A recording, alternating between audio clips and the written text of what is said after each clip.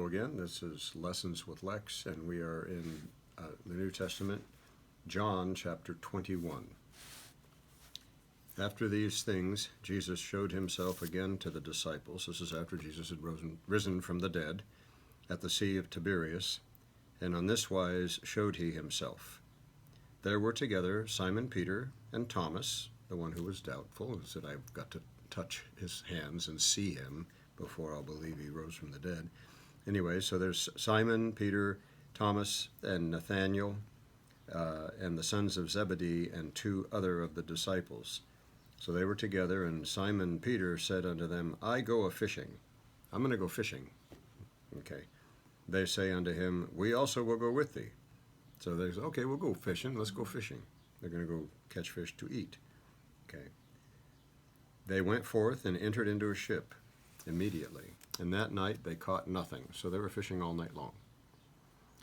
And when the morning was now come, Jesus stood on the shore, but the disciples knew not that it was Jesus. They didn't recognize him. So they're out there in the sea fishing, and they haven't caught anything all night, and they see this guy standing on the beach, okay, on the shoreline. Then Jesus said unto them, Children, have you any meat? And they answered him, No. So they must not have been too far off, because hey, you got any fish? Did you catch anything? Nah, we haven't got anything.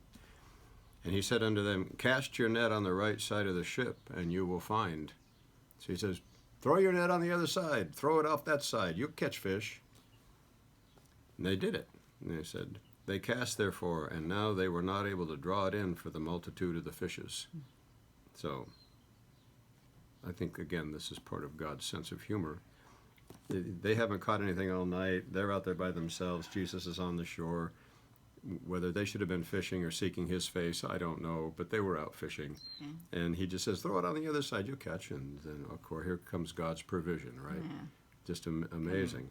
Therefore that disciple whom Jesus loved said unto Peter, It's the Lord.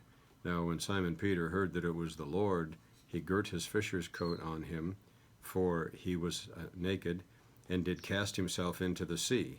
So once Peter heard that's Jesus over there, and he just jumped into the water, going to swim over and and did cast himself into the sea. And the other disciples came in a little ship, for they were not far from land, but as it were 200 cubits, dragging the net of fishes. So the other guys are bringing the fish. Peter just said, forget fishing. And Peter's the one that wanted to go fishing. Yeah. Let's go fishing. And so they catch all this fish, and he abandons the boat because Jesus is on the beach. He goes, okay, I got my priorities right now. I'll go back to the beach. You guys bring the fish in. And as soon as they were come to land, they saw a fire and coals there, and fish laid thereon, and bread. Uh-huh. Fish was already laid on. Where did Jesus get the fish? Where did Jesus get the bread? He provided, right? Yeah. I mean, he didn't have to have their netted fish.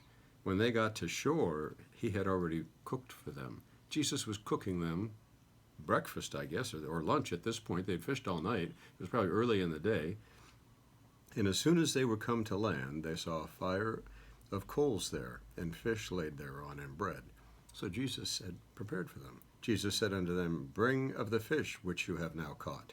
Simon Peter went up and drew the net to land full of great fishes, 153.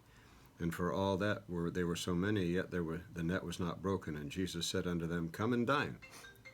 Come and have dinner with me. So God provided.